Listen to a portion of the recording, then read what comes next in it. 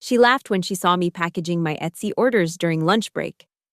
Cute little crafts won't pay your bills, she sneered in front of the entire team. Now, every quarter. Her company sends me a six-figure check just to use the technology I invented on weekends. The patent paperwork sits framed on my office wall, right next to the resignation letter I never had to send. Funny how worthless hobbies can become someone else's lifeline when their multi-million-dollar product line crashes and burns. My name is Sophie Blake, and I've spent the last 5 years as a product design engineer at Tech in Denver. At 34, I thought I'd found my groove, decent salary, interesting projects, and enough creative freedom to keep me engaged. But corporate life has a way of suffocating innovation, especially when your direct manager sees any outside passion as a threat. I'd always been a tinkerer. Evenings and weekends found me in my garage workshop, soldering circuits and 3D printing prototypes for smart home devices. Nothing groundbreaking, just practical solutions to everyday problems.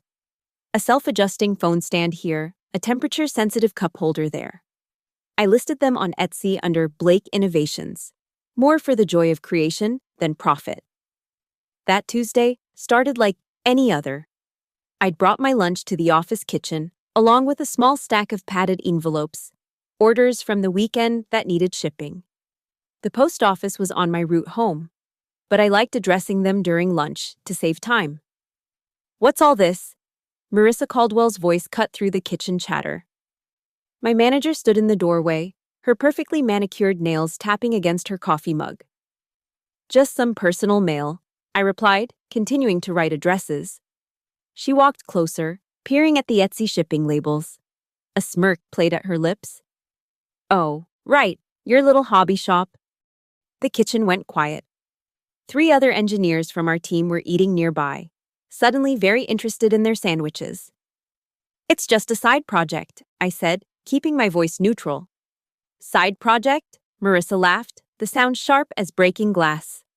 "Sophie, when are you going to grow up? Playing with crafts like you're running a garage sale. No wonder you seem distracted lately." "I'm not distracted. My performance reviews are adequate," she interrupted.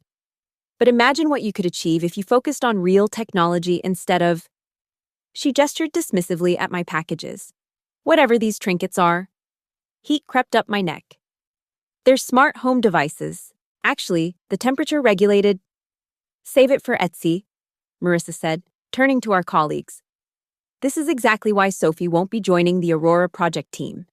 We need people committed to Tech, not splitting their attention with kindergarten crafts." The Aurora project. I'd been preparing for weeks to pitch my involvement in our newest smart home initiative. It was the kind of high-visibility project that could define careers. "That's not fair," I started, but Marissa was already walking away. "Life isn't fair," she called over her shoulder. "Maybe if you spent less time playing entrepreneur and more time on actual innovation, you'd understand that." I stared at my half-addressed packages, hands trembling slightly. Around me, my colleagues avoided eye contact, embarrassed witnesses to my humiliation. The silence stretched until someone's microwave beeped, breaking the spell. That night, I sat in my garage workshop longer than usual, Marissa's words echoing in my mind. On my workbench lay the prototype I'd been refining, a device that could learn household energy patterns and automatically optimize power usage. Playing entrepreneur, I thought. Picking up my soldering iron. We'll see about that. The weeks following the kitchen incident became a masterclass in workplace psychological warfare. Marissa had apparently decided that merely excluding me from the Aurora project wasn't enough. She needed to ensure everyone knew exactly where I stood in the corporate hierarchy. It started subtly. Meeting invitations that arrived just minutes before they began. "Oh, Sophie, didn't you get the updated time?" she'd say with feigned concern. Critical design documents shared with everyone except me. Must have been an oversight in the distribution list. Then came the weekly team meetings, where Marissa had developed a new favorite talking point. "As we dive into the smart home market," she announced one Thursday morning, "it's crucial we distinguish ourselves from the amateur makers flooding online marketplaces. Real innovation requires dedication, resources, And, most importantly, undivided focus. Her eyes found mine across the conference table. Message received. The breaking point came when HR scheduled a routine compliance review with me. Janet from Human Resources sat across from me, shuffling papers with practiced discomfort. "It's been brought to our attention that you maintain an outside business," she began. "We need to ensure there's no conflict with Tessera Tech's non-compete agreement." "I sell small consumer devices on Etsy," I said. "Nothing that competes with Tessera Tech's enterprise-level products." Janet nodded but continued reading from her script. "Any technology-related side business could potentially create conflicts. We'll need you to provide detailed descriptions of all products, customer lists, and revenue statements." "Customer lists?" I kept my voice steady. "For a personal Etsy shop?" "It's just procedure," Janet assured me. Management, wants to ensure full transparency." Of course, Marissa was behind this. I provided the requested documentation, knowing she'd scrutinize every detail, looking for any excuse to escalate. That night, I called my college roommate, now a patent attorney in Boulder. "Sarah, hypothetically," I began, "if I wanted to develop something significant outside of work, what would I need to protect myself?" "Hypothetically," Sarah laughed.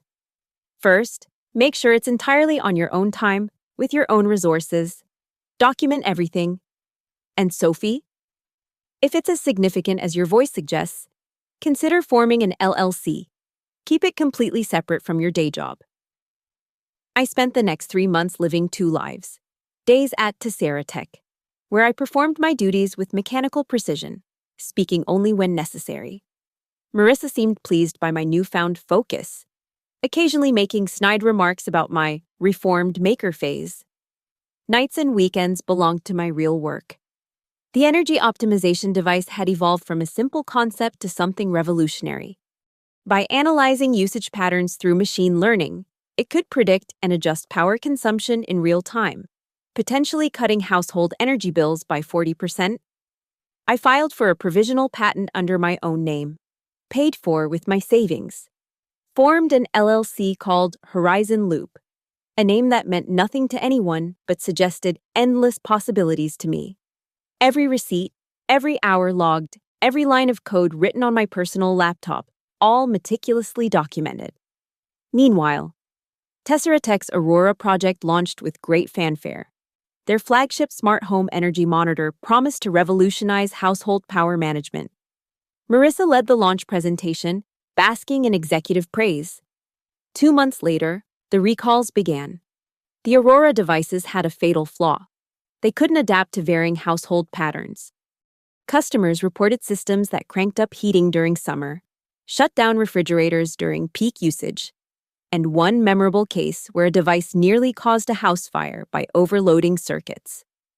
I watched from my cubicle as Marissa paced the hallways, her confident stride replaced by frantic rushing between crisis meetings. The recall would cost Tessera Tech millions. The board demanded solutions. "All hands on deck," Marissa announced at an emergency team meeting. "I need everyone's absolute focus on fixing this. No distractions, no side projects, no excuses." Her gaze lingered on me. "Everyone needs to contribute." I nodded, already knowing my contribution wouldn't come through Tessera Tech. That evening, I met with Sarah again, this time with a finished prototype and a 60-page patent application.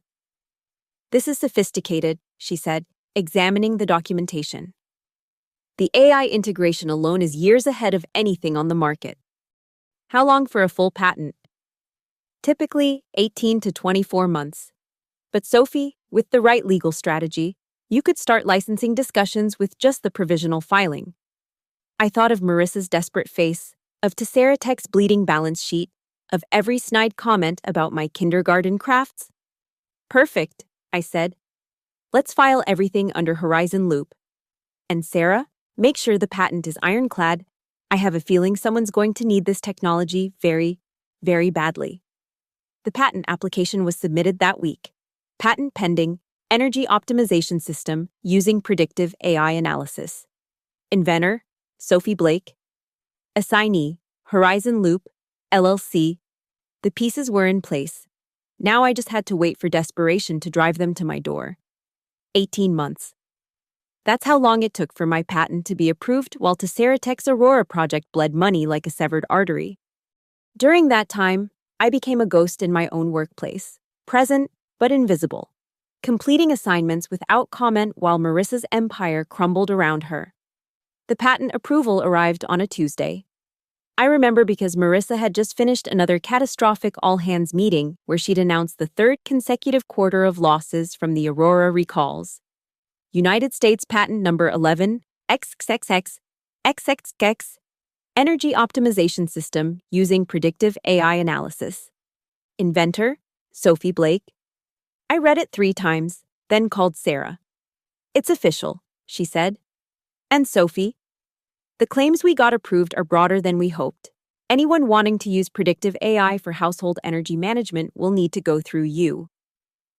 That weekend, I hired Marcus Chen, a freelance software engineer I'd met at a Denver tech meetup. Not for employment, I was careful about that, but as an independent contractor for Horizon Loop. The core algorithm is solid, Marcus said after reviewing my code. But if we integrate the latest transformer models, we could push efficiency even higher. We worked intensively for 2 months, refining the system until it could predict energy usage patterns with 94% accuracy. The prototype performed flawlessly in beta tests with 3 independent reviewers, tech bloggers I'd connected with through perfectly legal networking. Then came Innovate Tech Expo in Vegas. I took a week of PTO, much to Marissa's visible annoyance. Must be nice to take vacations while we're in crisis mode, she muttered as I submitted the request. At the expo, Horizon Loop had a modest booth, just me, Marcus, and our prototype. But sometimes you don't need flash when you have substance. By day 2, word had spread.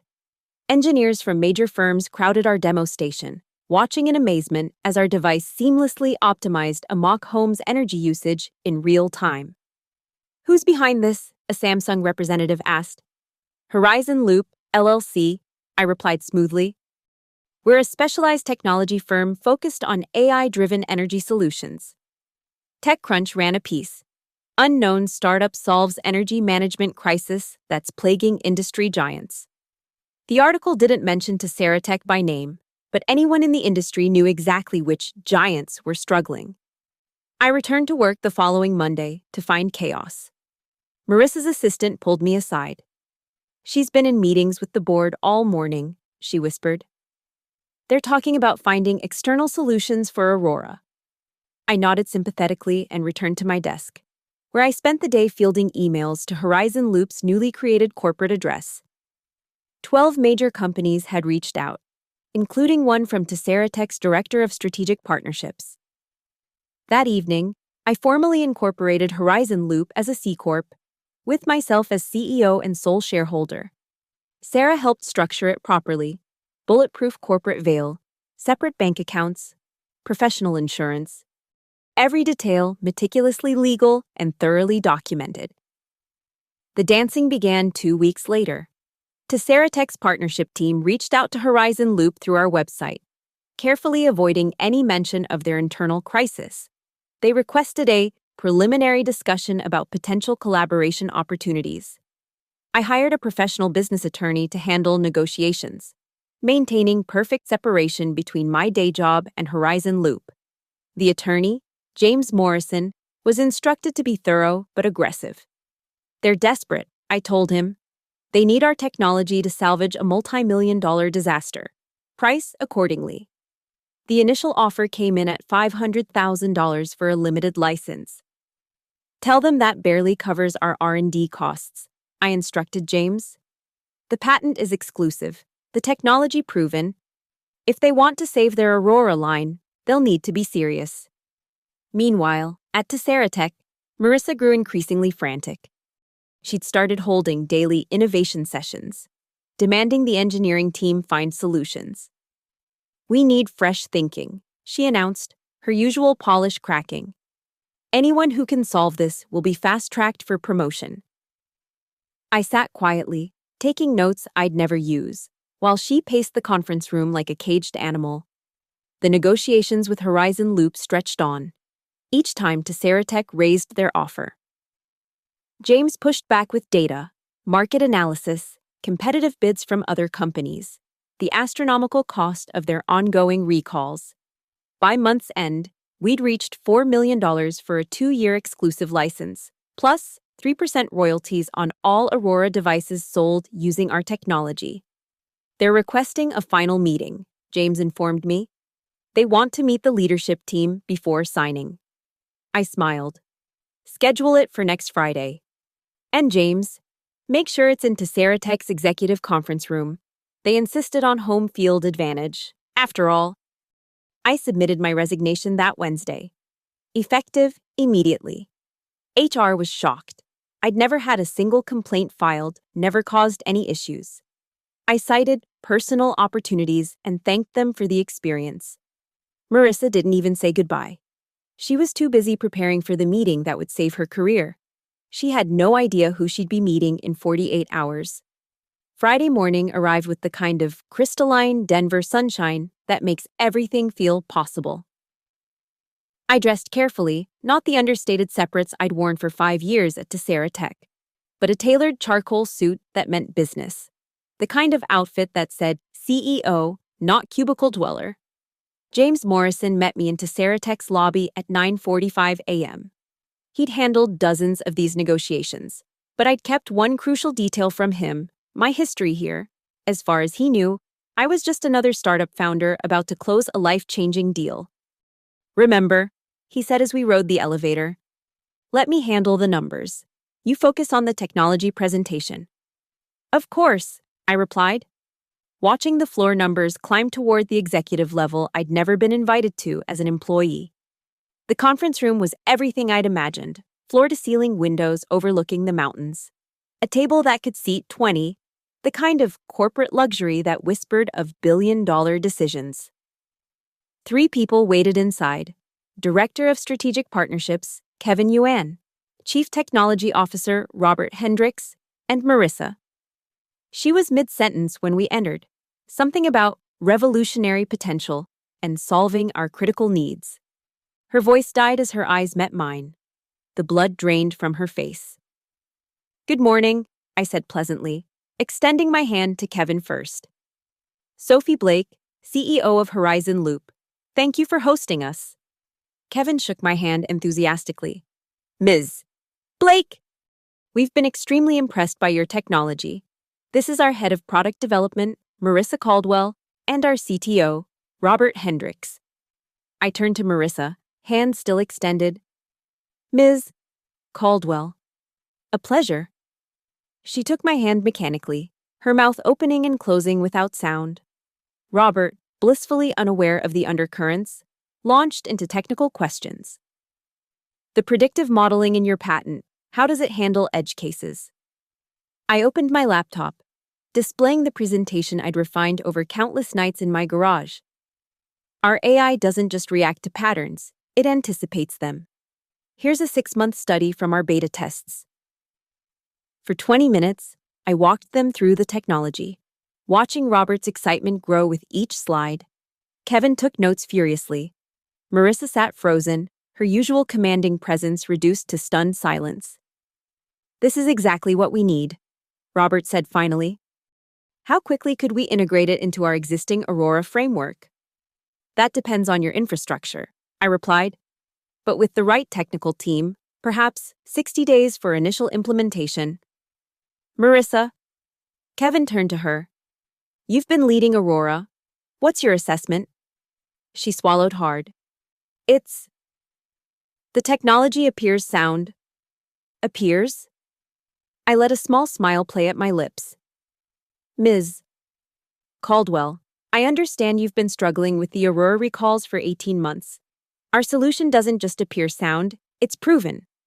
Unless, of course, you have concerns about the technology itself? No, she said quickly. No concerns about the technology. Excellent. I closed my laptop. Then I believe Mr. Morrison has prepared the licensing agreements. James smoothly distributed the contracts. $4 million for a 2-year exclusive license with a 3% royalty on all units sold incorporating Horizon Loop's technology. The terms are non-negotiable. $4 million? Marissa's voice cracked. That's a fraction of what the recalls have cost you, I interrupted gently. And significantly less than developing a solution internally, which, forgive me for saying, hasn't been successful so far. Kevin shot Marissa a warning look. The terms are acceptable, Robert. The CTO nodded enthusiastically. More than acceptable. This saves Aurora. Then we just need final approval from... Kevin paused, looking at Marissa. Actually, Marissa, as head of product development, this falls under your authority, doesn't it? The irony was delicious. Marissa, who'd wielded her authority like a weapon against me, now had to use it to sign a check to my company. Yes, she whispered. It does. Wonderful, I said brightly. Oh, and there's one more thing. Horizon Loop maintains strict quality standards. We'll need to approve any marketing materials that reference our technology. We wouldn't want any misrepresentation of what we've built. Marissa's hands shook as she signed the contracts. $4 million, plus royalties, to the woman she'd mocked for selling kindergarten crafts. As James collected the executed agreements, I stood and gathered my things. Gentlemen, Ms. Caldwell, it's been a pleasure. Our technical team will be in touch to coordinate implementation. At the door, I paused and looked back at Marissa. Oh, Ms. Caldwell? You once told me to focus on real technology instead of my little hobby shop. I want to thank you. That was excellent advice. Her face flushed deep red, but she couldn't respond. Not in front of Kevin and Robert, who were already discussing implementation strategies, oblivious to the personal earthquake that had just occurred. As the elevator doors closed, James whistled low. Did you know that woman before? We've crossed paths, I said simply, watching the floors descend. But that's all in the past now. The integration meeting was scheduled for 3 weeks after contract signing. This time, it would be held in Horizon Loop's new office, a sleek space in Denver's Rhino district that I'd leased with the first installment of Tesseratech's payment. The contrast to my former cubicle couldn't have been more stark. My team had grown to include Marcus, 2 additional engineers, and a project manager. All of them knew we were working with Tesseratech, but none knew my history there. That revelation would come soon enough. At 2 p.m. sharp, the Tesseratech delegation arrived. Robert Hendricks, 3 senior engineers, and Marissa. She'd clearly tried to avoid this meeting. Kevin Yuan had mentioned she'd proposed sending a deputy, but Robert had insisted the head of product development be present for such a critical integration. Welcome to Horizon Loop, I greeted them in our conference room, where floor-to-ceiling whiteboards displayed elegant algorithms and system architectures. Can I offer anyone coffee, water? The engineers eagerly accepted, chatting excitedly about our workspace. Marissa declined, her jaw tight. She'd barely looked at me since entering. Let's dive in, I said, pulling up our technical documentation. Marcus will walk you through the API structure, but first, I want to address integration parameters. For an hour, we discussed technical specifications. Marissa said nothing, taking notes with mechanical precision. The Tesseratech engineers peppered us with questions, their enthusiasm palpable.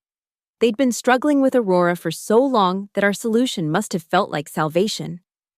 Then Robert asked the question I'd been waiting for. Sophie, I have to ask, your understanding of Aurora's architecture is remarkably detailed.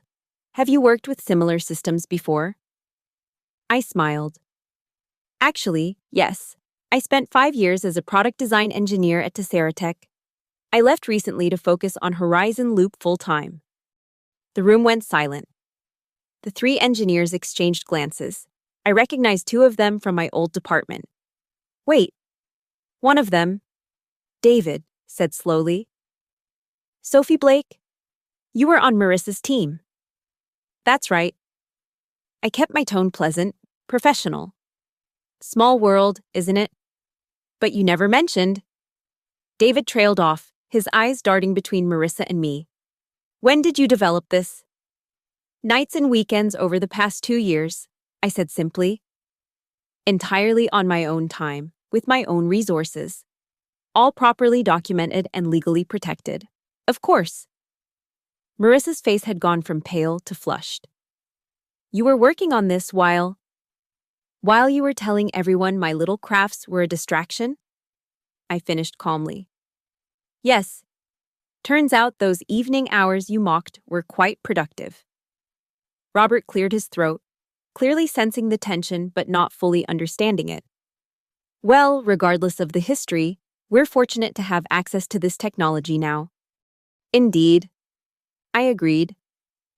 Though it's ironic, I tried to contribute to Aurora's development initially, but I was told I lacked focus, that I needed to choose between kindergarten crafts and real technology. The Tessera engineers shifted uncomfortably. They'd all heard Marissa's public dressing down of my Etsy business. Office gossip had ensured everyone knew why I'd been excluded from Aurora. That's not relevant to today's discussion. Marissa managed. Oh, but it is. I countered smoothly. Because Horizon Loop's technology, the solution saving your $400 million product line, was born from exactly the kind of experimentation you tried to shut down. Every feature in our system started as one of those worthless hobbies you were so concerned about. I pulled up a slide showing Horizon Loop's development timeline. See this early prototype? I was working on it the day you reported me to HR for a compliance review. This algorithm breakthrough, that happened the week you told the entire team I'd never understand real innovation. Marissa stood abruptly. I need a moment. Of course, I said graciously. The restroom is down the hall to your left. After she left, David whistled low. So that's why you left. We wondered. I left to pursue better opportunities, I said simply. And as it turns out, the timing was perfect. Aurora's failure created a market need that Horizon Loop was uniquely positioned to fill. Failure because Marissa rushed the launch. Another engineer, Patricia, said quietly. We all knew the system wasn't ready, but she insisted on beating Samsung to market. Robert frowned. That's a serious accusation, Patricia. It's also true, Patricia replied. We have the emails to prove it. Engineering recommended 6 more months of testing. Marissa overruled us. I maintained my professional composure, but inside, the satisfaction was almost overwhelming. The full picture was emerging. Marissa's ambition had created the very crisis that now forced her to sign million-dollar checks to me. When she returned, her composure partially restored, I wrapped up the meeting efficiently. Our technical team will embed with yours for the first 2 weeks, I explained.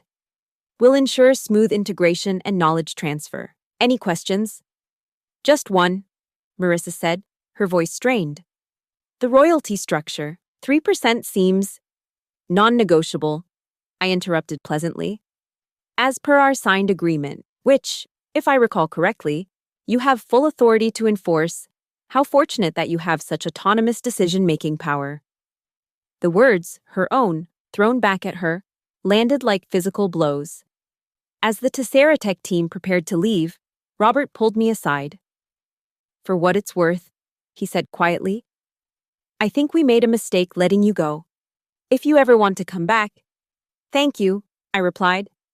But I'm exactly where I need to be. The news broke on a Tuesday morning, 6 months after our integration began.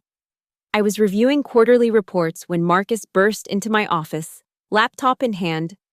Sophie, you need to see this. TechCrunch just published. He turned the screen toward me. Tessera restructures leadership following Aurora turnaround. Head of Product Development, Marissa Caldwell moved to regional sales role. I read the article carefully. The official statement praised Marissa's contributions to Aurora's eventual success, while noting the company's strategic realignment of talent. Corporate speak for demotion. Regional sales. Marcus shook his head. That's brutal.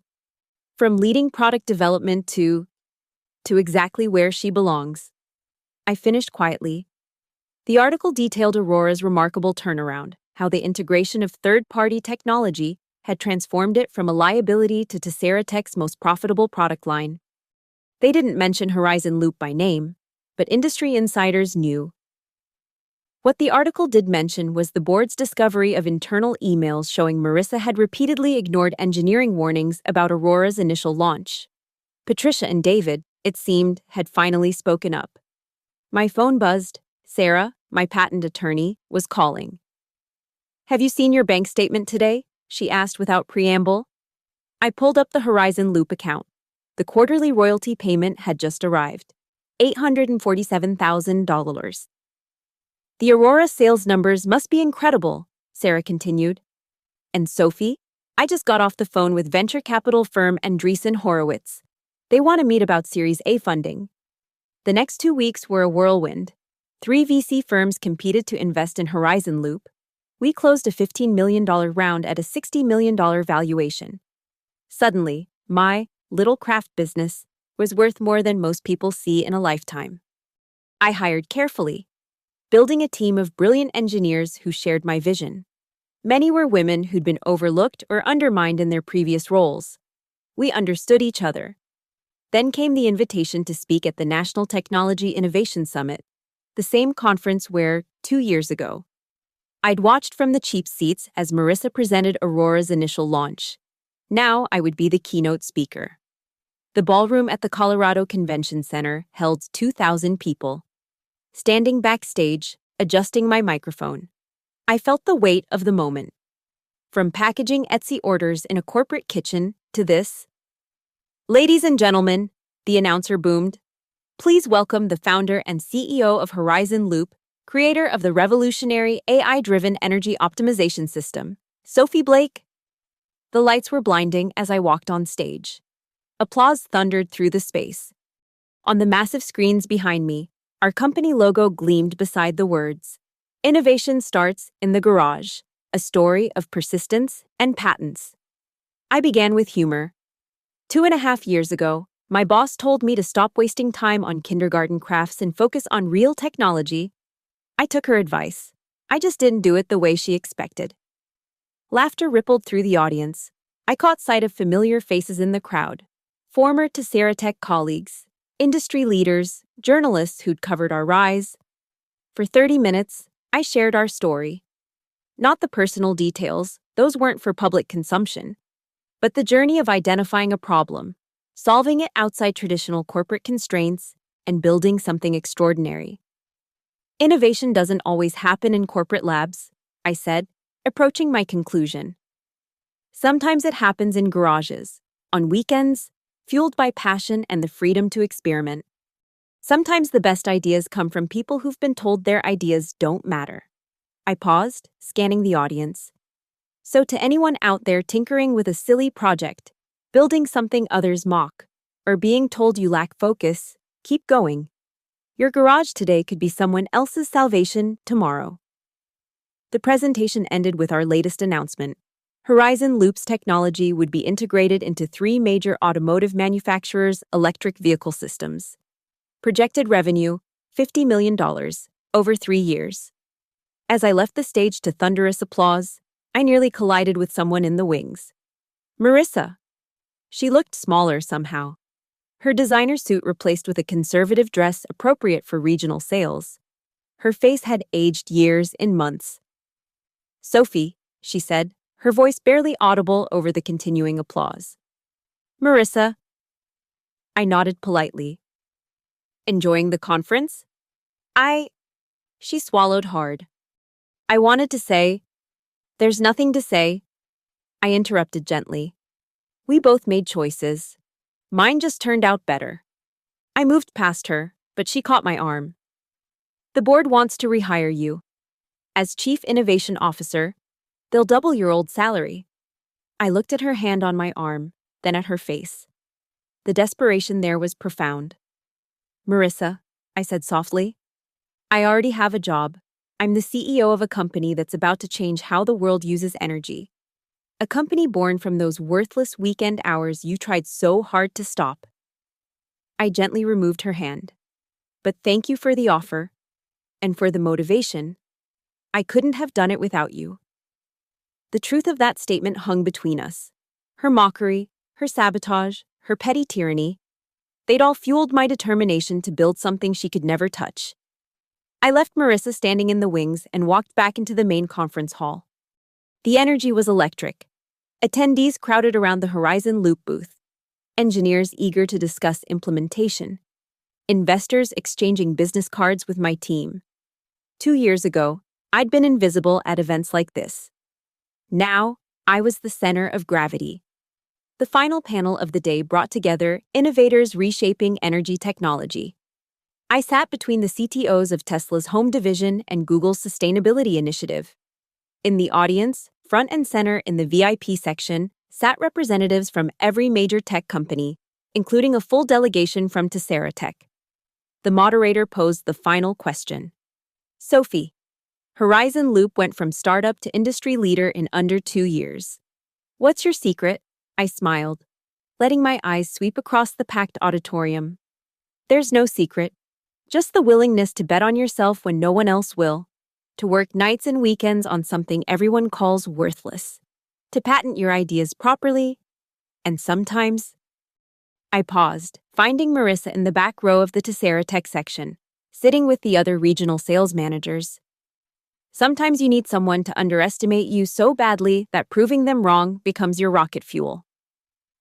The audience erupted in applause. On the giant screens flanking the stage, our latest partnership announcements scrolled by. Ford, Samsung, Siemens. Each logo represented millions in revenue, validation of every late night in my garage. As the conference concluded, I stood on that same stage where Marissa had once presented Aurora's doomed launch. The screens behind me now displayed a different message. Horizon Loop, POS, powered by Sophie Blake's patent. From Etsy to Energy Revolution, 60-manner valuation, 200-plus, enterprise clients, the future of smart energy. My phone buzzed with a notification from our CFO. Another royalty payment from Tessera Tech had processed. This quarter, $1.2 million. Their Aurora line, powered by my technology, had become their flagship product. Every unit sold put money directly into Horizon Loop's accounts. I gathered my things, preparing to leave the stage. In the wings, my team waited. Marcus discussing our next patent filing with Sarah. Our new engineers excitedly planning the automotive integration. My real team, people who saw potential, not distraction. One final glance at the audience revealed the Tessera Tech section emptying out. All except one. Marissa remained seated, staring at the stage, at the screens, still displaying my name, my patent, my company. The woman who'd controlled my career, mocked my ambitions, and tried to limit my potential now sat in the shadows while her former distracted employee was celebrated on the industry's biggest stage. I thought of her words that day in the kitchen. Maybe if you spent less time playing entrepreneur and more time on actual innovation, you'd understand. I understood perfectly. I understood that innovation doesn't follow corporate hierarchies. That the best revenge isn't served cold, it's served with a patent number and a royalty agreement. That sometimes the person you dismiss as crafting kindergarten toys is actually building the technology your entire product line will depend on. The conference lights dimmed as the evening reception began. VIPs and executives mingled, all eager to discuss potential partnerships with Horizon Loop. I moved through the crowd, accepting congratulations, discussing deals worth more than I'd made in 5 years at Tessera Tech. At the bar, Kevin Yuan from Tessera Tech approached, champagne in hand. Sophie, he said, raising his glass. I wanted to apologize. We should have seen your potential when you were with us. You see it now, I replied simply. That's what matters. How's the Aurora integration performing? Beyond our wildest expectations, we're projecting... He caught himself, smiled ruefully. Well, you'll see in the next royalty statement. As he walked away, I realized this was it.